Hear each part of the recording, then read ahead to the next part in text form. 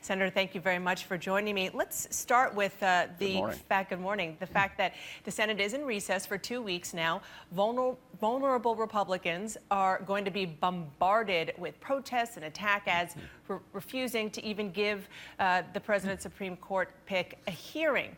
What if Democrats are right and this costs several Republicans in your caucus their seats and maybe even you the majority? Would it be worth it to keep a Democrat appointee off the Supreme Court? Well, look, there's a lot of activity on this issue out in the country on both sides, and a lot of people who think this appointment ought to be made by the next president will be weighing in as well. And look, that's the principle. Who ought to make the decision? A lame duck president on the way out the door, or the president we're in the process of electing right now? What is the tradition? It's been 80 years, since a vacancy created in a presidential election year was filled.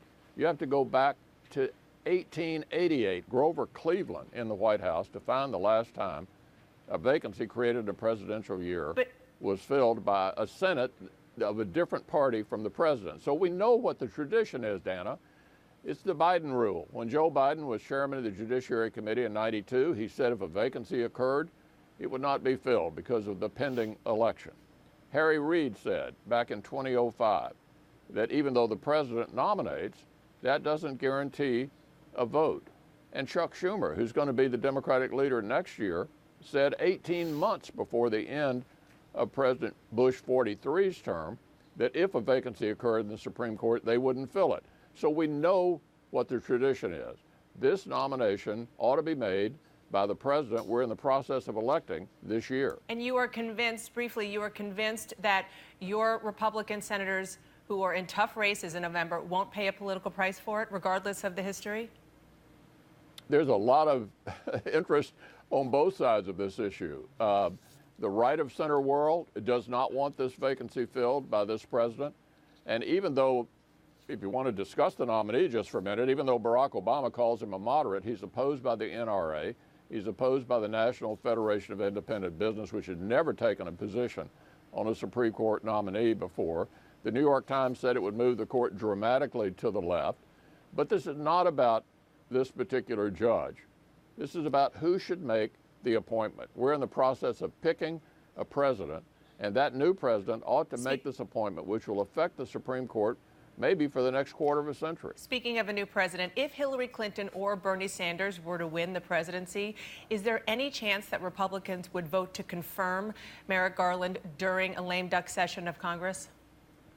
I can't imagine that a Republican majority Congress in a lame duck session, after the American people have spoken, would want to confirm a nominee opposed by the NRA, the NFIB, and the New York Times says would move the court dramatically to the left. Senator, this nomination ought to be made by the next president. So just to put a button on this, are you ruling it out 100%?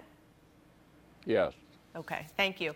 Let's turn to the presidential campaign trail. You spoke this week with Donald Trump. You told him that no matter who may be triggering the violence at his rallies, it might be a good idea for him to discourage it. Yesterday, I'm sure you've seen even more violence occurring at Trump rallies. Did he do enough, or is he doing enough to lower the temperature?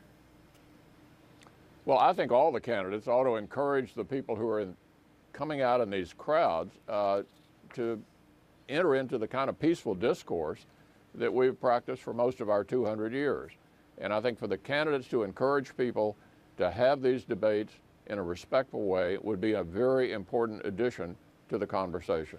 And Senator, the New York Times did a story recently looking at Republican efforts to stop Donald Trump.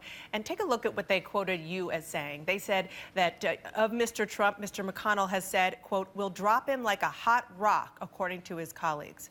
Did you say that? And are you encouraging your senators to drop him like a hot rock if they get into trouble? No. Yeah, what I have said is we're going to run individual races. No matter who the presidential nominee is, we have spirited contests in New Hampshire and Pennsylvania and Ohio and Wisconsin, Illinois, Nevada, Colorado, and Florida. And all of those races will be run by candidates seeking to appeal to the voters in those states. Senate races are statewide races. You can craft your own message for your own people, and that's exactly what we intend to do this fall, no matter who the nominee is. Are you concerned that Donald Trump will hurt your candidates on the ballot? we're going to be running strong with these incumbents no matter who the nominee ultimately is. I intend to support the nominee of our party, and we'll find out who that is in the coming months. Okay, on that note, for many years you worked alongside John Boehner when he was Speaker of the House. I want you to look at what he said this week about a potential nominee. He said, if we don't have a nominee who can win on the first ballot, I'm for none of the above. They all had a chance to win. None of them won. I'm for Paul Ryan to be our nominee. Would you vote for, as a member of the Republican Party, a delegate, you're going to have a position at the convention, would you vote for anybody who was not a candidate for president? Paul Ryan, Mitt Romney, anybody else? I have no idea. I am going to be a delegate from Kentucky. I'm bound on the first ballot to the outcome of our caucuses. If there's a second ballot, I'll let you know, but I haven't thought that far ahead.